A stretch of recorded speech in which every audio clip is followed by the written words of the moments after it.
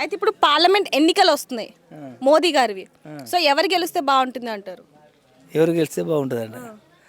మోడీ గారు గెలిస్తేనే బాగుంటుంది. ఎందుకు నేను ఇప్పుడు ఆయన పేరు చెప్పానా? ఆ, నేను ఆయన పేరు చెప్పాను అని, ఆ, లేకపోతే మీకు తెలీదు? తెలియదు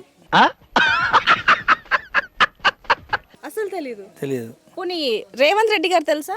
తెలుసు, ఎలా తెలుసు? ఎలక్షన్లో గెలిచిండు కాబట్టి. Intelligent fellow. కేసీఆర్ గారు కేసీఆర్ గారు గెలిచారు, ఓడిపోయారు. గెలిచారు, ఓడిపోయారు. ఇప్పుడా? ఇప్పుడు ఓడిపోయారు. అయితే కేసీఆర్ గారి పరిపాలన బాగుందా, రేవంత్ రెడ్డి గారి పరిపాలన బాగుందా? కేసీఆర్ పరిపాలనే బాగుంది.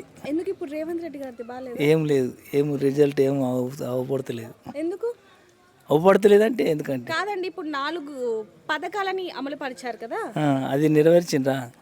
రావట్లేదా మీకు ఇంకా? ఇంకా రావాలి. అందుకని ఇప్పుడు బీజేపీ గెలవాలనుకుంటున్నారా? బీజేపీ వస్తే ఏ రకంగా ఉంటుందో తెలియదు.